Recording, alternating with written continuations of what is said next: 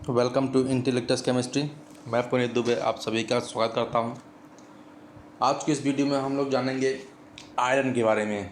जिसके बारे में आयरन के बारे में, जो कि one of the most useful metal है, जो हम जनरली यूज़ करते हैं अपने घरों में यूटेंसिल्स के फॉर्म में, अपने इंडस्ट्रीज लेवल में, अपने आसपास बहुत सारे जगहों पे, हर जगहों पे बोले तो आयरन का इस्तेमाल किया जाता है। तो मेटलर्जी का ये पॉइंट बहुत ही इंपॉर्टेंट है। पिछले लेक्चर में उन्होंने कॉपर के बारे में देखा, आज हम लोग देख रहे हैं किसके बारे में, आयरन के बारे में। चलिए जल्दी से शुरू करते हैं। अगर अभी तक आप लोगों ने चैनल को सब्सक्राइब नहीं किया तो प्लीज़ चैनल को सब्सक्राइब करें और दोस्तों में इसको शेयर करें। चलिए शुरू करते हैं। आयरन, तो आयरन का ऑकरेंस क्या होता है, कहाँ कहाँ ये प्रेजेंस होता है, आइए देखते हैं। It is the second most, first being aluminium, abundant metal occurs in the earth crust 4.5%। ठीक है, तो आयरन की बात करते हैं तो ये एल्युमिनियम के बाद दूसरा सबसे ज़्यादा अर्थ क्रस्ट में प्रेजेंट होने वाला मेटल है। इसका परसेंटेज कितना होता है, 4.5%। आई बात समझ में। It is present in the red blood cell of blood, human का ब्लड ले ले या मैमल्स का ब्लड ले ले, वहाँ पे आयरन क्या होता है, प्रेजेंट होता है उसके आरबीसी में। आयरन की ओर की बात करते हैं, ओर ऑफ आयरन, तो पहला होता है हेमेटाइट, रेड कलर का Fe2O3। दूसरा होता है लिमोनाइट, ब्राउन हेमेटाइट होता है इसको, 2Fe3 Fe2O3.3s2O। Magnetite Fe3O4, siderite FeCO3, iron pyrites FeS2, copper pyrite CuFeS2। ठीक है, तो ये हमारे इम्पोर्टेंट ओर हो गए। ओर का एक चैप्टर मैंने पहला वीडियो, मेटलर्जी का पहला वीडियो मैंने ओर के ऊपर ही बनाया हुआ है। मैं उसका लिंक दे दूंगा डिस्क्रिप्शन बॉक्स में, आप वहां जाएं, उसको वीडियो को देखें। बहुत इम्पोर्टेंट वीडियो है, बहुत यूज़फुल है, बहुत नॉलेजफुल है, तो आप उसको बहुत ज़रूरी देखें, जल्दी से देखें, तभी इसको देखेंगे ज़्यादा समझ में आएगा। नेक्स्ट हमारा है टाइप ऑफ आयरन। आयरन कितने तरह का होता है। जनरली आयरन देखते हैं, हमको दिखता तो सेम ही है, बट उसको भी हम डिवाइड करते हैं उसके इम्प्योरिटीज़ लेवल के अकॉर्डिंग। तो पहला हमारा होता है कास्ट आयरन और द पिग आयरन। क्या होता है इसमें, it is the most impure form of iron and contains the highest proportion of the carbon 2.5 to 4% along with the traces of sulfur, phosphorus, manganese और सिलिकॉन। तो cast iron बोले या pig iron बोले तो ये होता है हमारा आयरन का सबसे इम्प्योर फॉर्म, जहाँ पे कॉपर का परसेंटेज 2.5 to 4% होता है। कुछ ट्रेसेस के फॉर्म में हमारा सल्फर, फास्फोरस, मैग्नीज और सिलिकॉन भी प्रेजेंट होते हैं उस आयरन फॉर्म में। दूसरा हमारा होता है रॉट आयरन। रॉट आयरन क्या बोले तो फाइब्रस आयरन या फिर मैलिएबल आयरन। ये क्या होता है, it is the purest form of iron and contains minimum amount of carbon such as 0.12 to 1 to 0.25%, मतलब 0.12 से लेके 0.25% तक इसमें क्या होता है, कार्बन प्रेजेंट होता है। And less than 5% of other impurity, other impurity का परसेंटेज भी बहुत कम होता है। नेक्स्ट होता है हमारा steel. It is the most important form of iron and finds extensive application as far as the carbon content the impurity is concerned. It is the midway between the cast iron and wrought iron. It contains 0.5 to 1.5% carbon. ये क्या होता है, बहुत important iron का form है जो कि बहुत ज़्यादा यूज़ किया जाता है आज के समय में। स्टील का बहुत यूज़ है, बहुत एप्लीकेशन है, और इसमें इम्प्योरिटी लेवल कंसर्न करते हैं तो ये कास्ट आयरन और रॉट आयरन के बीच में प्रेजेंट होता है, जहाँ पे इम्प्योरिटी लेवल कितना होता है, 0.5 to 1.5% कार्बन प्रेजेंट होता है। आई बात समझ में। टाइप्स ऑफ आयरन हो गया। नेक्स्ट पॉइंट इसमें एक और है, thus all the three form of iron differ in their carbon content, both iron and steel are obtained from the cast iron. Cast iron को ही प्योरीफाई करके हम रॉट आयरन और स्टील दोनों को स्टील तो बनाया जाता है, स्टील मिलता है, और रॉट आयरन तो हम कास्ट आयरन से ही लेते हैं, उसके इम्प्योरिटीज़ लेवल को अलग करके, डिफ़र करके वहाँ पे। So now next point is the extraction of iron. Iron को एक्सट्रैक्ट कैसे किया जाता है, तो पहला प्रोसेस होता है इसमें crushing and concentration. The crushed ore is washed with the water and then concentrated by electromagnetic process. Ore को पाउडर फॉर्म में किया जाता है, पहले क्रश करके उसके बाद उसको वाटर से वॉश किया जाता है, then after concentration process start होता है जो कि इलेक्ट्रोमैग्नेटिक प्रोसेस होता है। दूसरा पॉइंट होता है यहाँ पे roasting and calcination. Now next is the concentrated ore is heated in shallow kiln in the presence of excess air. Air के प्रेजेंस में वहाँ पे हीट किया था उस कंसनट्रेटेड ओर को। Here the most of the moisture is removed. Impurities like carbon, sulfur, phosphorus, arsenic and antimony are removed in the form of their volatile oxides। इस process में हम क्या करते हैं, यहाँ पे पहला पॉइंट होता है इंपॉर्टेंट कि मॉइस्चर रिमूव हो जाता है। कुछ impurities like carbon, sulphur, phosphorus, arsenic, antimony उसके वोलाटाइल ऑक्साइड के फॉर्म में रिमूव किया जाता है। तो 2 पॉइंट में इसका वो करते हैं। तीसरा हमारा आता है यहाँ पे carbonates and sulphides are converted into the oxides. यहाँ पे क्या होता है, कार्बोनेट और सल्फाइड भी प्रेजेंट होते हैं जो कि कन्वर्ट हो जाता है किसमें, ऑक्साइड फॉर्म में। फॉर एग्जांपल FeCO3 कन्वर्ट होता है FeO में और CO2 में। ठीक है। Now the ferrous oxide is oxidise to the ferric and thus avoids the formation of slag with the sand. अब यहाँ पे फेरस ऑक्साइड कन्वर्ट होता है इन प्रेजेंस ऑफ एयर किसमें, फेरिक ऑक्साइड में। अब ये फेरिक ऑक्साइड है तो ये सैंड के साथ स्लैग नहीं बनाएगा। No silicate of iron will be made by the ferric oxide. आई बात समझ में। FeO जब एयर के प्रेजेंस में रिएक्शन कराते हैं तो हमको Fe2O3 मिल जाता है, ferric oxide. Next step is the smelting और रिडक्शन।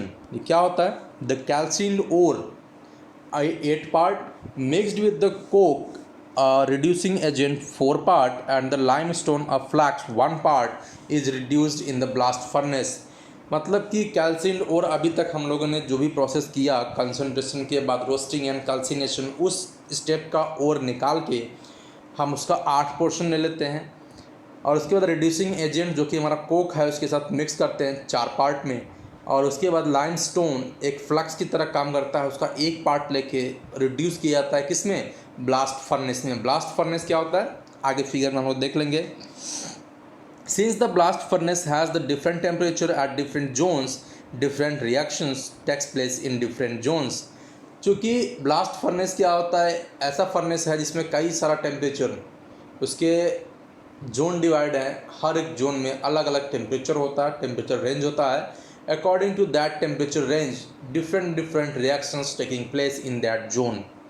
आइए देखते हैं क्या होता है। ये हमारा क्या है, ब्लास्ट फर्नेस।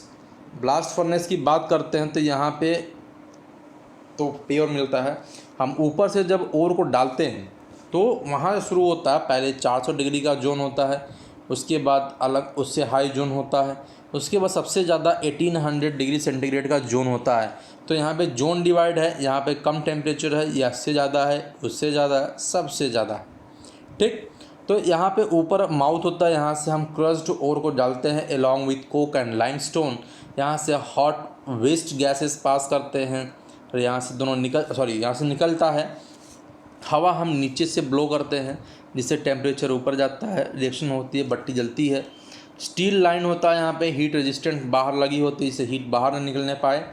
और टैप होल होता है जहाँ से हम प्यूरिफाई करके उस स्टेट को निकालते हैं, मोल्टेन में आयरन या मोल्टेन स्लैग बाहर निकालते हैं। तो ये हमारा होता है ब्लास्ट फर्नेस, जो कि आयरन के लिए बहुत इंपॉर्टेंट है। कॉपर के लिए भी यूज़ किया जाता है लेकिन मोस्टली यूज़ किया जाता है किसके लिए, आयरन के लिए। तो पहला प्रोसेस होता है पहला जो जोन है, जोन ऑफ कम्बस्चन, जहाँ पे कम्बस्चन होता है उसकी टेम्परेचर रेंज कितना है, 1500 से 1600 degree centigrade. This zone is near at the bottom of the furnace and little above the tuyeres. Tuyeres जहाँ से निकालते हैं हम उसके थोड़ा ऊपर होता है। बॉटम साइड में सबसे हाई टेम्परेचर का रेंज जो है 1500 से 1600 डिग्री सेंटीग्रेड का होता है। It increases the temperature of the furnace because of the exothermic reactions. यहाँ पे एक्सोथर्मिक रिएक्शंस होता है जिससे कि उसका टेम्परेचर बहुत ज़्यादा होता है। कार्बन के साथ ऑक्सीजन का रिएक्शन होता है, यहाँ पे कार्बन मोनोऑक्साइड या कार्बन डाइऑक्साइड बनता है। उसी अकॉर्डिंग हम यहाँ पे हीट रिलीज होता है 58 किलो कैलोरी का, 97 किलो कैलोरी का।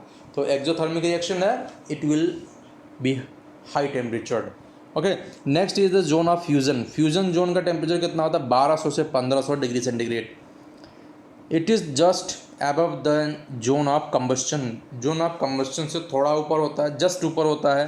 Here is the iron melts and trickles down in the hearth while the slag being lighter floats over the molten metal and thus prevents the oxidation of iron by the blast of air। यहाँ पे क्या होता है, iron पिघलता है और इसके साथ जो स्लैग होता है वो ऊपर की तरफ तैरने लगता है, सॉरी फॉर इनकन्वीनियंस, तैरने लगता है, जिसकी वजह से आयरन का जो ऑक्सीडेशन नहीं हो पाता है due to blast of air के ब्लास्ट होने की वजह से वहाँ पे आयरन का ऑक्सीडेशन होना स्वाभाविक है, तो वो ऊपर चला जाता है मेटल के फॉर्म में ना होके। तो क्या होता है वहाँ पे फ्लैग, जब उसका स्लैग बाहर निकल जाता है, मोल्टेन स्टेट में ऊपर चला जाता है, तो वहाँ पे उसका ऑक्सीडेशन नहीं हो पाता है। आई बात समझ में?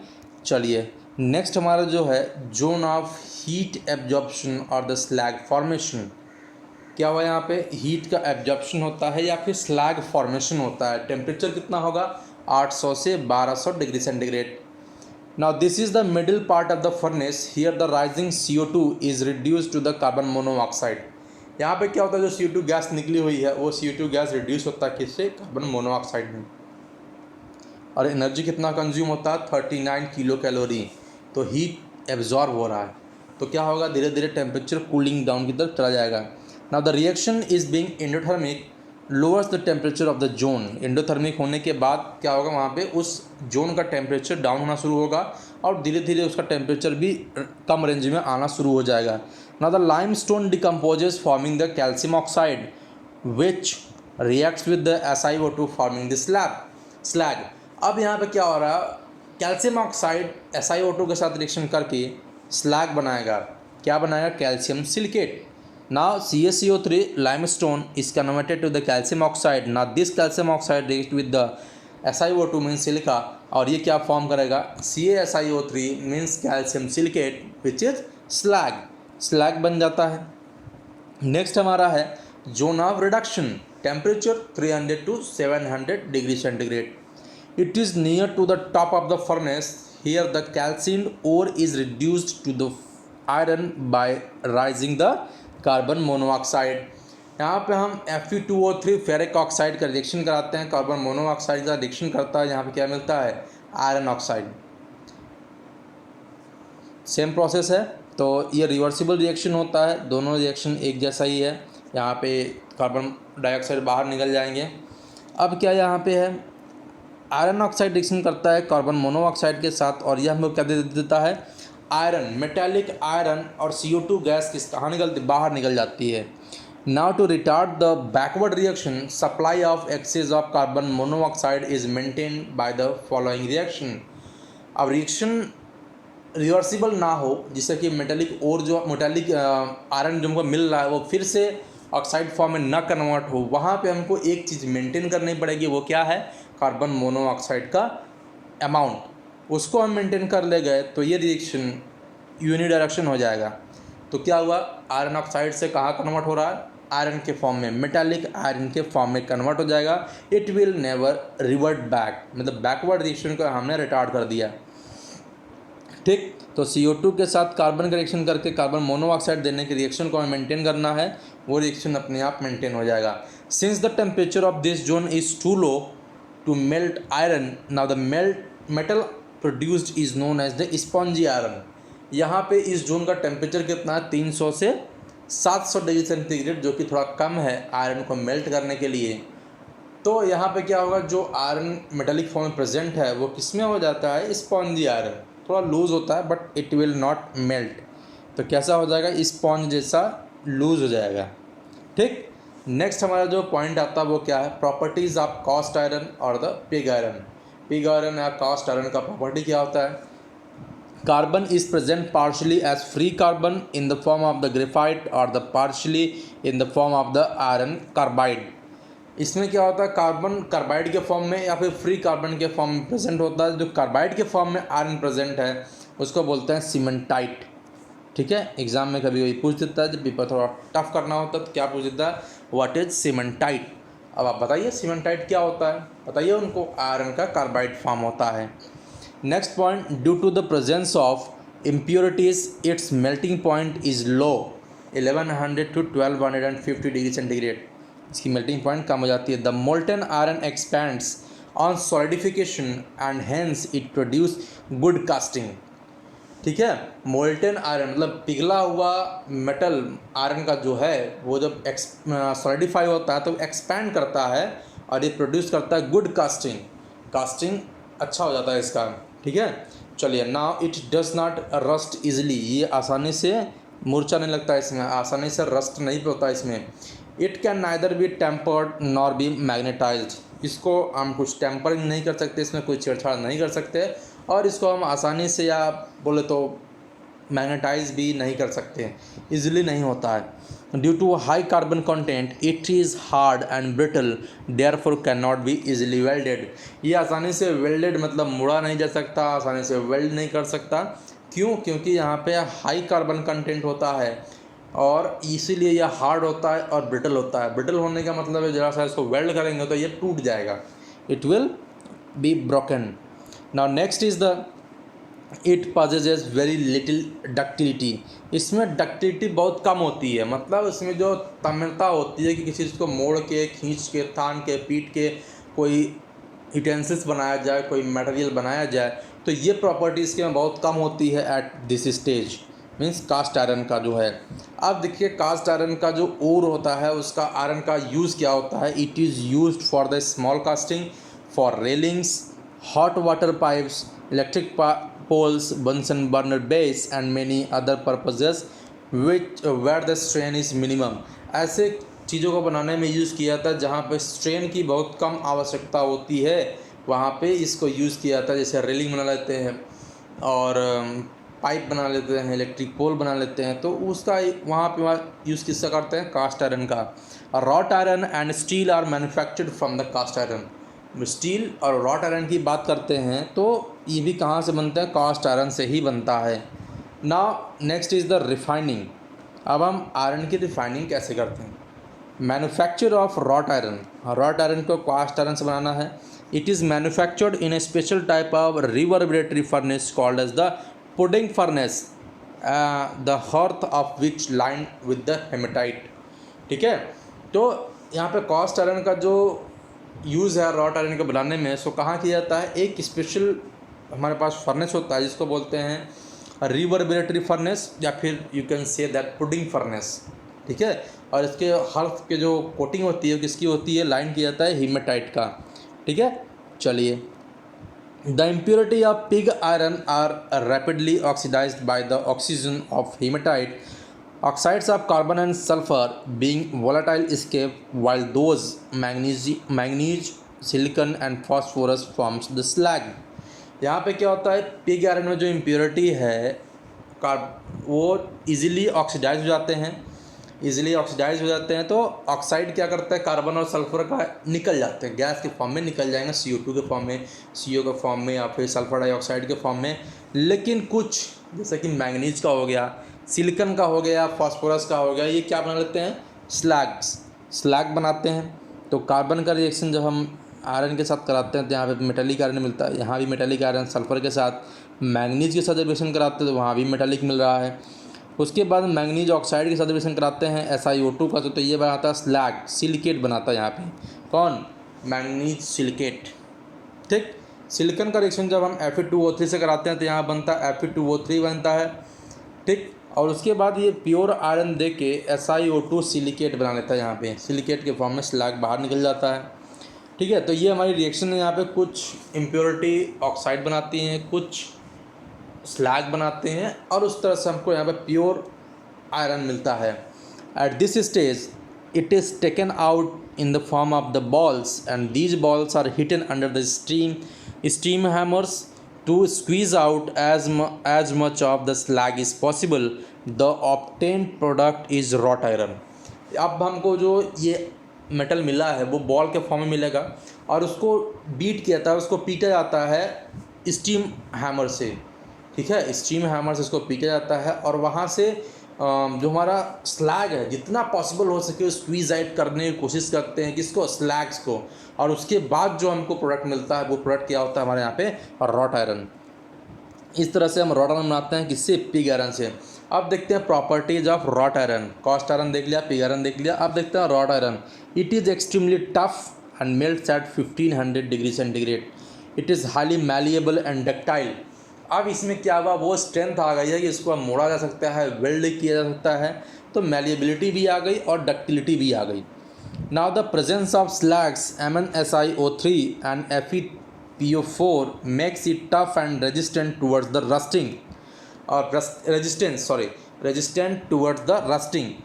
ये क्या करता है, उसको टफ भी बनाता है जो स्लैग आ गया, और उसकी रस्टिंग प्रॉपर्टी को भी इंक्रीज़ कर देता है। रस्टिंग आसानी से नहीं होता उसकी, टूवर्ड रेजिस्टेंट कर दिया रस्टिंग की तरफ। It becomes passive when treated with the concentrated nitric acid, chromic acid और क्लोरिक एसिड्स। और ये क्या होता है, थोड़ा पैसिव हो जाता है जब इसको हम एसिड से ट्रीट कर देते हैं, नाइट्रिक एसिड या क्रोमिक एसिड के साथ या क्लोरिक एसिड के साथ, तो ये थोड़ा पैसिव हो जाता है, रस्टिंग नहीं होने देता है। Use of wrought iron for the manufacture of article बनाने में, चेन्स बनाने में, नेल्स बनाने में, हुक्स एंड बोल्ट्स बनाने में रॉट आयरन का यूज़ किया जाता है। For the manufacture of electromagnets and agricultural implements. ठीक है, तो ये हमारा रॉट आयरन का यूज़ हो गया।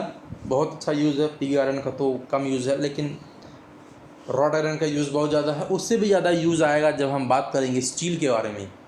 अगर स्टील तो नहीं पढ़ाऊँगा अभी, अगर आपको लगता है स्टील पढ़ना है आप हमको मैसेज करिए, हम स्टील के ऊपर भी वीडियो बनाएंगे, उसकी प्रोसेसिंग, उसकी मैकेनिंग कैसे बनाया जाता है और इसका यूज़ कहाँ कहाँ है, ये सारी चीज़ें हम बताएंगे। तो चलिए मिलते हैं नेक्स्ट वीडियो में, तब तक के लिए थैंक यू। बहुत अच्छा सेशन चला इसका, 2 मेडल को लेके पढ़िए, बहुत अच्छा एग्ज़ाम में पूछा जाता है, बहुत क्वेश्चन आते हैं इससे, पढ़ते रहिए। कोई भी क्वेश्चन हो, कोई डाउट हो, कमेंट बॉक्स में अपने क्वेश्चंस को दीजिए वहाँ पे, या फिर डिस्क्रिप्शन बॉक्स में दिए टेलीग्राम ग्रुप को ज्वाइन करके वहाँ से अपने क्वेश्चन आंसर्स को डिस्कस कर सकते हैं। और आप वहाँ से इस वीडियो का या पिछले किसी भी वीडियो का PDF फॉर्म डाउनलोड भी कर सकते हैं। तो ये एक तरह से आपके लिए बेनिफिट भी है कि नोट्स भी मिल जाएगा आपको, और वीडियो तो आपके पास है ही है, जब चाहें तब देख सकते हैं।